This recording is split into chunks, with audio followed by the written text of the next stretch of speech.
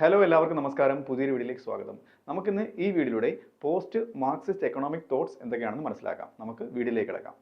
Post Marxist economic thought നമുക്ക് ആദ്യം എന്താണെന്ന് മനസ്സിലാക്കാം. അത് post Marxism refers to a broad range of theories.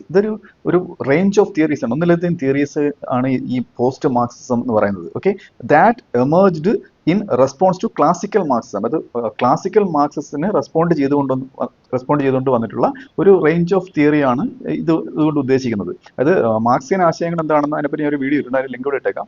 അത് ക്ലിക്ക് ചെയ്താൽ ആ വീഡിയോ കാണാവുന്നതാണ്. ഓക്കെ, ഇത് seeking to revise or move beyond its economic determinism. അതായത് അതിൽ ചില എക്കണോമിക് ഡിറ്റർമിനിസം പിന്നെ മാർക്സിയൻ ആശയങ്ങളിൽ പറയുന്നുണ്ട്, ആ ഒരു ക്ലാസിക്കൽ മാർക്സിസത്തിൽ പറയുന്നുണ്ട്. പക്ഷെ അതിന് ബിയോണ്ട്, അതിനപ്പുറത്തേക്ക് പോകുന്നതിന് ഉദ്ദേശിച്ചുകൊണ്ടാണ് ഈ പോസ്റ്റ് മാർക്സിസം വന്നിരിക്കുന്നത്. Okay, while retaining its a critical approach to capitalism. അതായത് ക്ലാസിക്കൽ മാർക്സിസത്തിൽ ക്യാപിറ്റലിസത്തിന് വിമർശനമുണ്ട്. അപ്പൊ അതുപോലെ നിലനിർത്തിക്കൊണ്ട് ആ എക്കണോമിക് ഡിറ്റർമിനിസത്തിന് മാത്രം അതിനപ്പുറത്തേക്ക് പോവുക എന്ന ഉദ്ദേശത്തോടു കൂടിയാണ് ഈ പോസ്റ്റ് മാർക്സിസം വന്നിരിക്കുന്നത്. Post Marxist economic thought is characterized by an emphasize on cultural ആയിട്ടുള്ള, പൊളിറ്റിക്കൽ ആയിട്ടുള്ള, അതായത് സാംസ്കാരികം, രാഷ്ട്രീയം ആൻഡ് ഡിസ്കേഴ്സീവ്. അതായത് ഡിസ്കേഴ്സീവ് എന്ന് പറയുന്നത് ആ ഒരു വിഷയത്തിന് ഉപരിയായിട്ട് സംസാരിക്കുന്ന, വിഷയം വിട്ടിട്ട് മറ്റു കാര്യങ്ങൾ ഡിസ്കസ് ചെയ്യുന്ന factors, rather than സോൺലി focusing on class struggle. അതായത് ക്ലാസിക്കൽ മാർക്സിസത്തിൽ ക്ലാസ് സ്ട്രഗിളിലാണ് കൂടുതൽ ഫോക്കസ് ചെയ്യുന്നത്, ആൻഡ്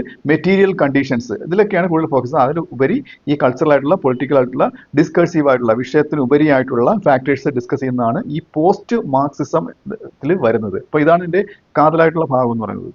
ഇനി നമുക്ക് ഇതിന്റെ കീ ഫീച്ചേഴ്സ് നോക്കാം. Key features of post Marxist economic thought. അതിൽ ആദ്യത്തേത് റിജക്ഷൻ ഓഫ് എക്കണോമിക് ഡിറ്റർമിനിസം ആണ്. നേരത്തെ പറഞ്ഞു എക്കണോമിക് ഡിറ്റർമിനിസം റിജക്ട് ചെയ്യുന്നു. അപ്പൊ എക്കണോമിക് ഡിറ്റർമിനിസം എന്ന് വെച്ച് കഴിഞ്ഞാൽ ഇതാണ്, ഇത്രയേ ഉള്ളൂ. അതായത് classical Marxism argues that economic structures determine, അതായത് സാമ്പത്തികമായിട്ടുള്ള ആ ഒരു ഘടനപരമായിട്ടുള്ള ആ സമ്പത്തിന്റെ ഘടനയാണ് സോഷ്യൽ ആയിട്ടുള്ള, പൊളിറ്റിക്കൽ ആയിട്ടുള്ള, സാമൂഹികം, രാഷ്ട്രീയപരം and ideological aspects of life. അതായത് ആൾക്കാരുടെ ഐഡിയോളജി എല്ലാം തീരുമാനിക്കുന്നത് ഈ എക്കണോമിക് സ്ട്രക്ചർ ആണെന്നാണ് ഈ ക്ലാസിക്കൽ മാർക്സിസം പറയുന്നത്. അതാണ് അതിന്റെ ബേസ് ആയിട്ട് ഇതിൽ കാണുന്നത്. ഓക്കെ, അതിനെയാണ് ദ സൂപ്പർ സ്ട്രക്ചർ എന്ന് വിളിക്കുന്നത്.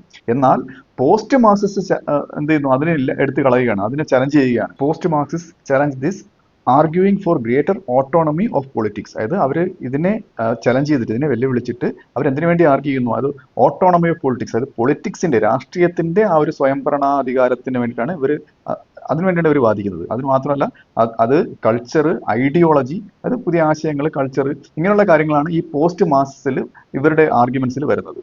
അടുത്തെന്ന് പറയുന്നത് influence of post structuralism and post modernism. ഇത് രണ്ടിന്റെ സ്വാധീനങ്ങൾ. അതായത് രണ്ട് ചിന്തകരാണ് ഇതിന് ഇൻഫ്ലുവൻസ് ചെയ്തിരിക്കുന്നത്. അതായത് thinkers like Michel Foucault and Jacques Derrida.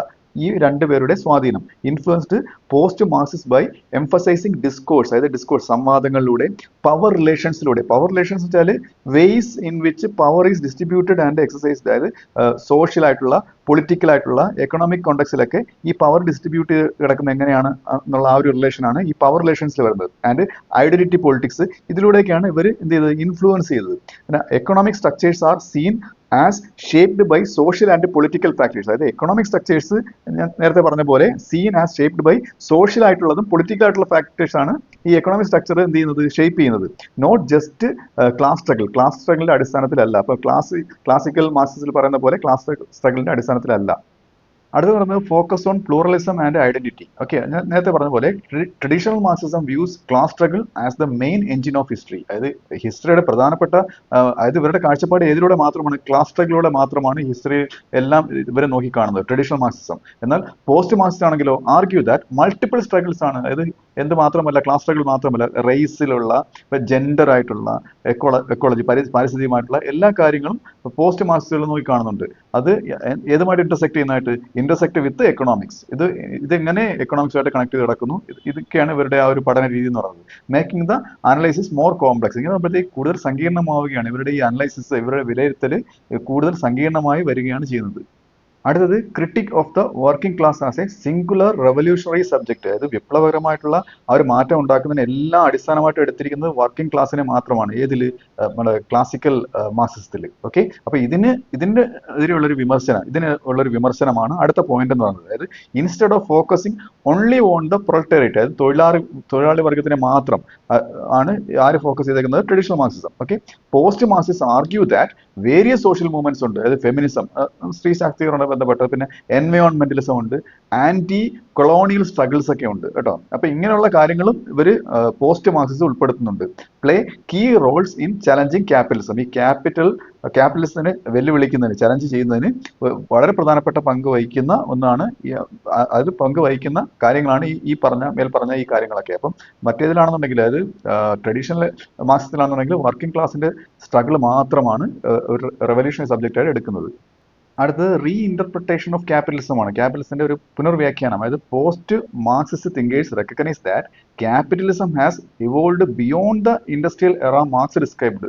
Marks വിവരിച്ച ആ ഒരു ഇൻഡസ്ട്രിയൽ എറയെക്കാട്ടിലും ഒരുപാട് എന്ത് ചെയ്തിട്ടുണ്ട്?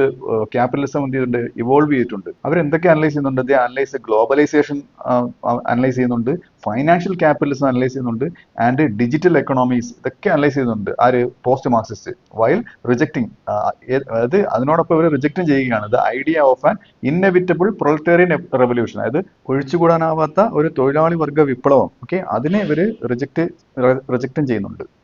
അടുത്തത് നമുക്ക് major post Marxist thinkers and their contribution. അത് പ്രധാനപ്പെട്ട പോസ്റ്റ് മാർക്സിസ്റ്റ് തിങ്കേഴ്സും അവരുടെ സംഭാവനകളാണ് ഈ നോക്കാൻ പറ്റുന്നത്. കുറച്ച് തിങ്കേഴ്സിന്റെ കാര്യങ്ങൾ ഞാൻ പറയുന്നുണ്ട്.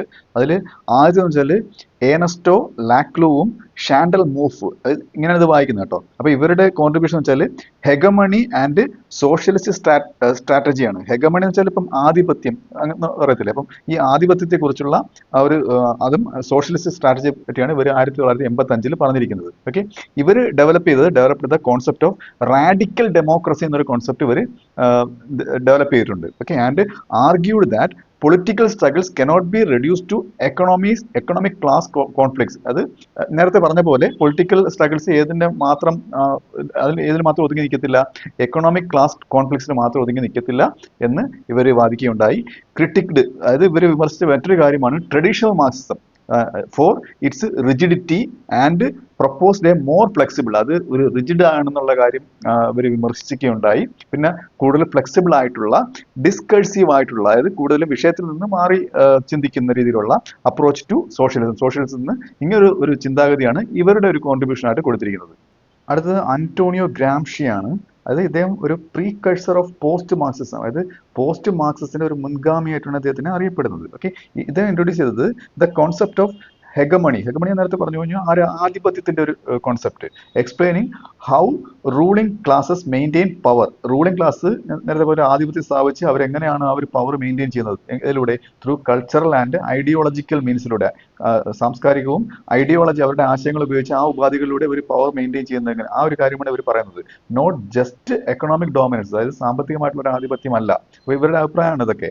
His work influenced post Marxist by shifting focus from, ഇവരുടെ ഫോക്കസ് ഷിഫ്റ്റ് ചെയ്തത് എക്കണോമിക് സ്ട്രക്ചേഴ്സിൽ നിന്ന് എവിടേക്കാണ് ഷിഫ്റ്റ് ചെയ്തത്? ടു കൾച്ചറൽ ആൻഡ് പൊളിറ്റിക്കൽ സ്ട്രഗിൾസിലേക്ക്, അതായത് സാംസ്കാരികവും രാഷ്ട്രീയമായിട്ടുള്ള ആ ഒരു സ്ട്രഗിളിലേക്കാണ് ഇവരുടെ ആ ഒരു ഇവരുടെ ഫോക്കസ് ഷിഫ്റ്റ് ചെയ്തത്. അടുത്ത ചിന്തകന്റെ പേര് ലൂയി ആൽത്തസർ ആണ്. ഇദ്ദേഹത്തിന്റെ കോൺട്രിബ്യൂഷൻ എന്തൊക്കെയാണ്? ഇദ്ദേഹം ആർഗ്യൂ ചെയ്തത് വേറൊന്നുമല്ല, ideology plays an active role in maintaining capitalism maintain ചെയ്തതിൽ ഏറ്റവും പ്രധാന പങ്ക് വഹിക്കുന്നത് ഐഡിയോളജിയാണ്, ആശയങ്ങളാണ്. ഏതിലുപരി rather than being a mere reflection of economic conditions, economic കണ്ടീഷൻസിനെ അത് മാത്രം റിഫ്ലക്ട് ചെയ്തുകൊണ്ടല്ല, ആശയങ്ങളാണ് എന്തിനെ മെയിൻറ്റെയിൻ ചെയ്യുന്നത്? ക്യാപിറ്റലിസത്തിനെ മെയിൻറ്റെയിൻ ചെയ്യുന്നതാണ് ഇദ്ദേഹം പറഞ്ഞത്. ഇദ്ദേഹം ഡെവലപ്പ് ചെയ്ത concept of ideological state അപ്പാരറ്റസസ്.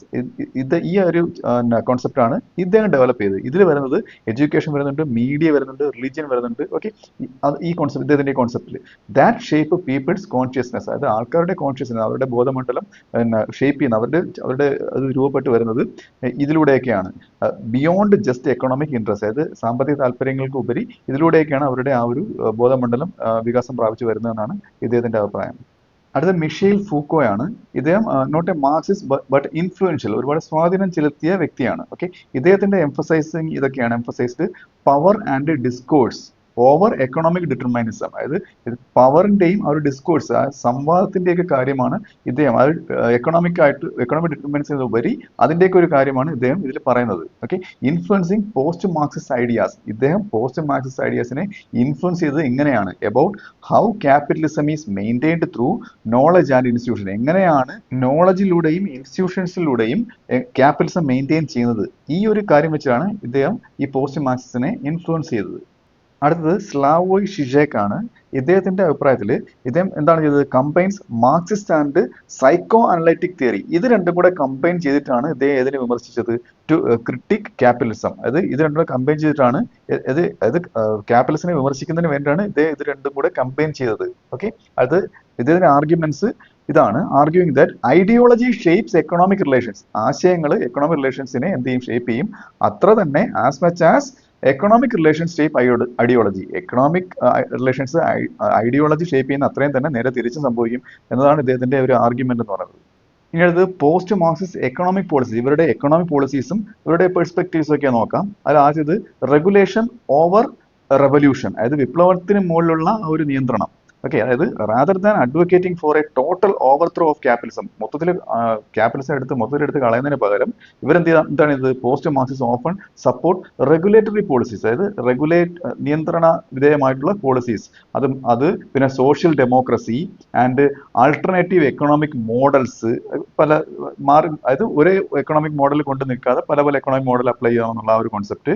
That emphasize equality and justice. അതായത് ഇക്വാളിറ്റി ജസ്റ്റിസ് ഒക്കെ ഇങ്ങനെ കൊണ്ടുവന്നാൽ സാധ്യമാകും എന്ന് ഒരു അഭിപ്രായം ഉണ്ടായിരുന്നു. അടുത്തത് ഡീസെൻട്രലൈസ്ഡ് എക്കണോമിക് സ്ട്രക്ചർ ആണ്. അത് കേന്ദ്രത്തിൽ മാത്രം ഭരണം ഒതുങ്ങി നിൽക്കാതെ ഒരു ഡീസെൻട്രലൈസ്ഡ് ആയിട്ടുള്ള, സംസ്ഥാന തലം, പഞ്ചായത്ത് ലെവൽ, അത് ഒരു ഉദാഹരണം പറഞ്ഞാണ്. അപ്പൊ ഇങ്ങനെയുള്ള ഒരു എക്കണോമിക് സ്ട്രക്ചറാണ് ഇതിനു വേണ്ടിയാണ് ഇവർ വാദിച്ചത്. Many post Marxist favour localised എക്കണോമീസിന് വേണ്ടിയിട്ട് ഇവർ വാദിച്ചു. Cooperative models and participatory decision making instead of centralised state control. Centralised ആയിട്ടുള്ള സ്റ്റേറ്റ് കൺട്രോളിന് പകരം ഇങ്ങനെയുള്ള ഡിസിഷൻ മേക്കിംഗ് അതോറിറ്റിക്ക് വേണ്ടി ഇവർ എന്ത് ചെയ്തു? ആശയങ്ങൾ മുന്നോട്ട് വെച്ചു.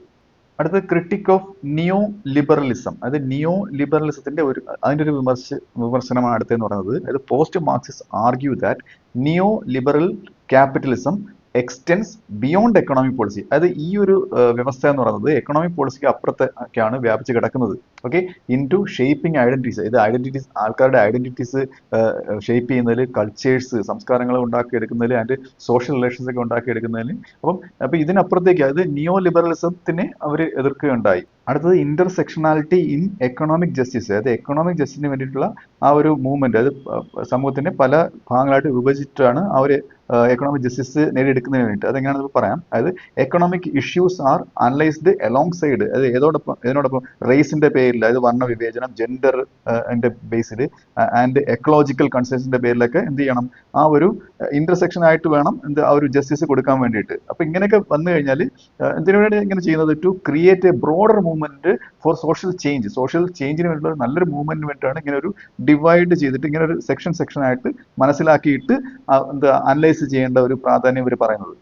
അതായത് ഇതിനെ കൺക്ലൂഡ് ചെയ്യാവുന്ന ഇങ്ങനെയാണ്: post Marxist economic thought ഡിപ്പാർട്സ് from classical Marxism. Classical Marxism വേറിട്ട് നിൽക്കുന്ന ഒരു ചിന്തയാണ് ഇവരുടേത്. ഇവരെന്തിനെ റിജക്ട് ചെയ്യുന്നുണ്ട്? ഇവരുടെ മൂവ്മെന്റ് ഇതൊക്കെയാണ്. ബൈ റിജക്ടിങ് എക്കണോമിക് ഡിറ്റർമിനിസത്തിനെ ഇവർ റിജക്ട് ചെയ്യുന്നുണ്ട്. എംബ്രേസിംഗ് പ്ലൂറലിസത്തിനെ ഇവർ സപ്പോർട്ട് ചെയ്യുന്നുണ്ട്. And incorporating insights from post modern and cultural theory. അതായത് ഇതിൽ നിന്നൊക്കെ ഇവർ ഇന്നുള്ള ഇൻസൈറ്റ്സ് ഒക്കെ ഉൾപ്പെടുന്നുണ്ട്. പോസ്റ്റ് മോഡേൺ ആയിട്ടുള്ള കൾച്ചറൽ തിയറി നിന്നൊക്കെയുള്ള ആ ഒരു ഇൻസൈറ്റ്സ് ഇവർ ഉൾപ്പെടുന്നുണ്ട്. While still critical of capitalism. ഇങ്ങനെയൊക്കെ ചെയ്യുന്നുണ്ടെങ്കിലും ഇപ്പോഴും അവർ എന്ത് തന്നെയാണ്? ക്രിട്ടിക്കൽ ക്യാപിറ്റലിസത്തിനെ എതിർക്കുക തന്നെയാണ്. ഓക്കെ, അതിനെ വിമർശിക്കുക തന്നെയാണ്. ഇവർ ഫോക്കസ് ചെയ്യുന്നത് ഓൺ ഹൗ പൊളിറ്റിക്കൽ ആയിട്ടുള്ള, ഐഡിയോളജിക്കൽ ആയിട്ടുള്ള ആൻഡ് കൾച്ചറൽ ആയിട്ടുള്ള ഫാക്ടേഴ്സ് എക്കണോമിക് റിയാലിറ്റീസിനെ എങ്ങനെ ഷേപ്പ് ചെയ്യുന്നതാണ് ഇവർ ഫോക്കസ് ചെയ്യുന്നത്. Okay, making it's approach more flexible. അതായത് ഇവരുടെ അപ്രോച്ച് കൂടുതൽ ഫ്ലെക്സിബിൾ ആവുകയും ആൻഡ് ഇൻക്ലൂസീവ് ആവുകയും ഓഫ് ഡൈവേഴ്സ് സോഷ്യൽ സ്ട്രഗിൾസിന് ഇതിനെല്ലാം ഉൾപ്പെടുത്തുകയും ചെയ്യുന്നുണ്ട്. അപ്പോൾ ഈ വീഡിയോ നിങ്ങൾക്ക് മനസ്സിലായെന്ന് വിശ്വസിക്കുന്നു. അടുത്ത വീഡിയോയുടെ മറ്റൊരു വിഷയമായി വീണ്ടും കാണാം.